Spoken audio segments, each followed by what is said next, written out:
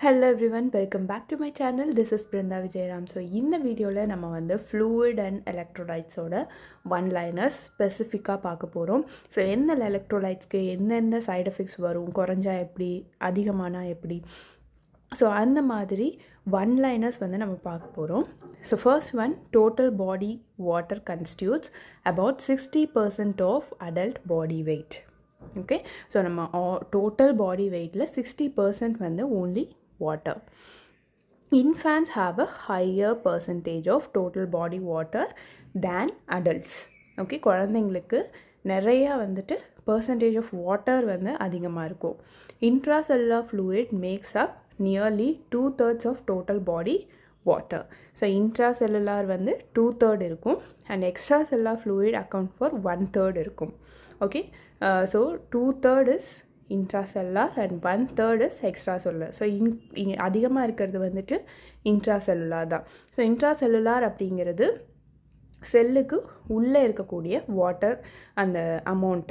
Okay, extra cellular அப்படிங்கிறது அது blood வெசல்ஸ்குள்ளே இருக்கிறதா இருக்கட்டும், இன்ட்ராவாஸ்குலர். ஸோ எக்ஸ்ட்ரா செல்லுலாரில் you can say interstitial spaces இருக்கு இல்லையா, ரெண்டு செல்லுக்கும் இடையில இருக்கிற ஸ்பேசஸ்ஸு, அங்கே இருக்கிற வாட்டர் ப்ளஸ் எக்ஸ்ட்ரா செல்லுலாரில் தான் வந்துட்டு பிளட் வெசல்ஸ் எல்லாம் இருக்குது. ஸோ பிளட் வெசல்ஸ்குள்ளே இருக்கிற அந்த வாட்டருக்கு வந்துட்டு நம்ம என்ன சொல்லுவோம், இன்ட்ரா வாஸ்குலார்னு சொல்லுவோம். ஓகே, ஸோ இன்ட்ரா செல்லுலார் அப்படின்றது வந்துட்டு செல்லுக்கு உள்ளே இருக்கிறது மட்டும். எக்ஸ்ட்ரா செல்லுலார் அப்படிங்கிறது செல்லுக்கு வெளியே இருக்கிற அந்த இன்டர்ஸ்டீஷியல் ஸ்பேசஸாக இருக்கட்டும் அண்ட் இன்ட்ரா வாஸ்குலார் ஸ்பேசஸாகவும் இருக்கும் எக்ஸ்ட்ரா செல்லுலார் அப்படின்னா. Okay, plasma and interstitial fluid are components of extracellular fluid. So extracellular fluidல plasma இருக்கு, interstitial fluid இருக்கு. Sodium is the chief cation of extracellular fluid. Potassium is cation அப்படிங்கிறது positively charge, ஆனையான் அப்படிங்கிறது negatively charge ions. இதெல்லாம் so இதெல்லாம் வந்துட்டு கொஞ்சம் மைல்டான electricity வந்து பாஸ் பண்ணும். ஓகே, இந்த electrolytes எல்லாமே. So that is why it is called electrolytes. Okay, sodium, potassium, chloride. Potassium is a major anion of intracellular fluid. Normal serum sodium level வந்துட்டு 135 to 145 milliequivalents per liter. Potassium வந்து 3.5 to 5. Chloride வந்துட்டு 98 to 106. Calcium 8.5 to 10.5. Magnesium 1.7 to 2.4. Phosphate 2.5 to 4.5. Hyponatremia increases the risk of cerebral edema. Hypernatremia causes cellular dehydration. Okay, so emia அப்படிங்கிறது பிளட்டில். So பிளட்டில் sodium level குறையும் போது என்ன அர்த்தம் அப்படின்னா, பிளட்லேருந்து எல்லாம் செல்லுக்குள்ளே போயிடுச்சுன்னு அர்த்தம். ஓகே, பிளட்டிலேருந்து எல்லாம் செல்ஸ்குள்ளே போயிடுச்சுன்னு அர்த்தம். So that causes edema. Hypernatremia அப்படின்னா பிளட் வெசல்ஸில் நிறையா இருக்குது, செல்ஸில் கம்மியாக இருக்குதுன்னு அர்த்தம். So that causes dehydration. Rapid sodium correction can cause osmotic demyelination syndrome. So ரேப்பிடாக நம்ம வந்து சோடியம் கரெக்ஷன் கொடுக்கும்போது it may cause osmotic demyelination syndrome. It is important. Hypokalemia causes muscle weakness and ileus, paralytic ileus. So hypokalemia causes muscle weakness and paralytic ileus. Hyperkalemia may cause life-threatening arrhythmias.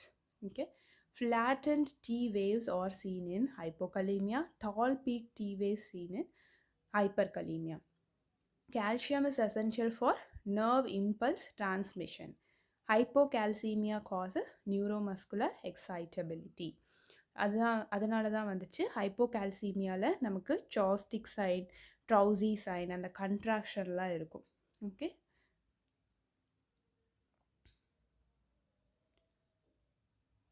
அடுத்து magnesium regulates neuromuscular activity. Hypomagnesemia increases digoxin toxicity risk. Hypermagnesemia leads to respiratory depression. Phosphorus is vital for ATP synthesis. Hypophosphatemia causes muscle weakness. Balance depends on intake and output. Daily weight is most sensitive indicator of fluid status. Yes, so intake output chart நம்ம monitor பண்ணுவோம் இல்லையா. And daily வெயிட்டும் கூட நம்ம monitor பண்ணுவோம். Urine output less than 0.5 ml per kg per hour indicates hypoperfusion. So volume கம்மியாக இருக்குன்னு அர்த்தம். ADH promotes water reabsorption in renal tubules, causes sodium water retention. Insensible fluid loss occurs through skin and lungs.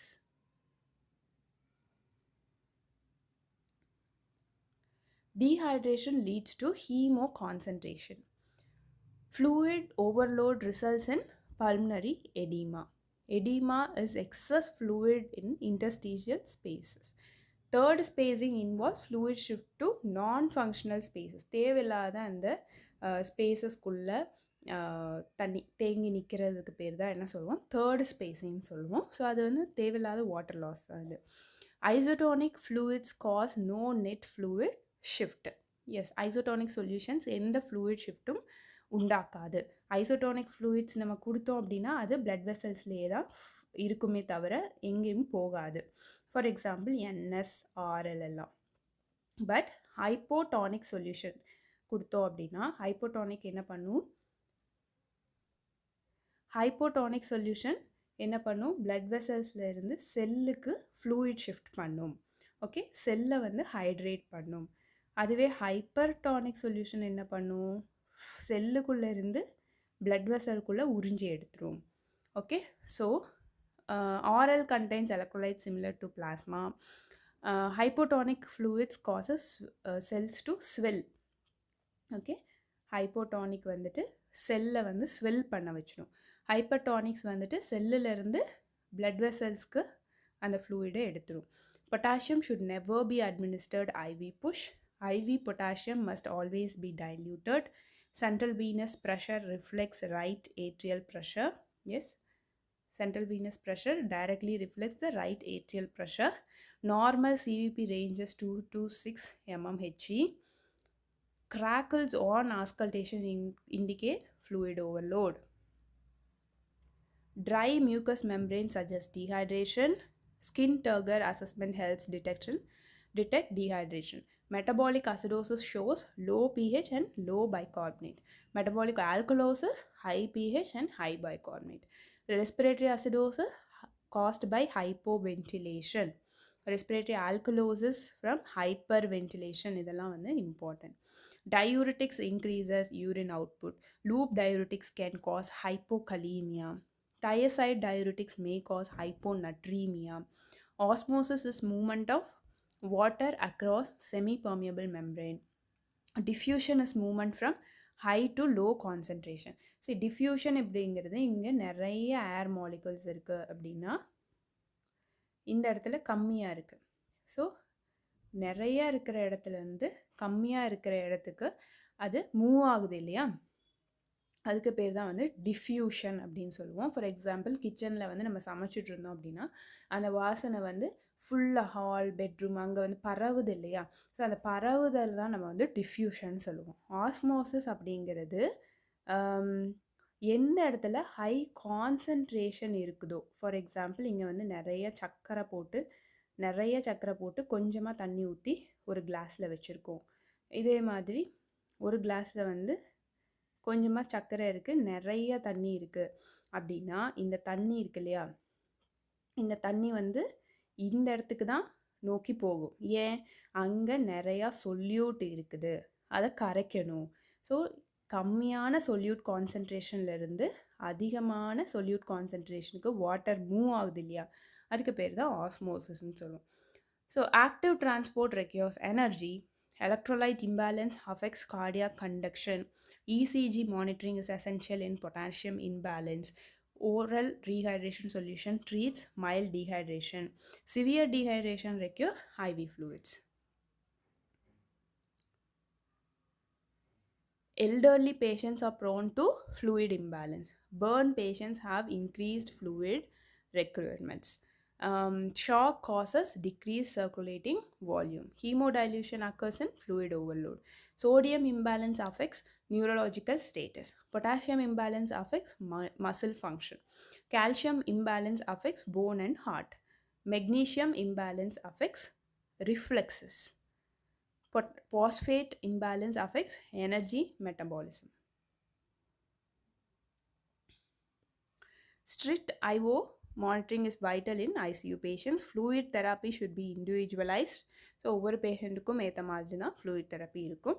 Electrolytes must be corrected cautiously. ABG analysis helps assess acid base imbalance. So I hope it is useful for you. So இதிலேருந்து MCQs வரதுக்கு chance இருக்குது. So again and again வந்து recall பண்ணுங்கள். So next வீடியோவில் பார்க்கலாம். பாய்.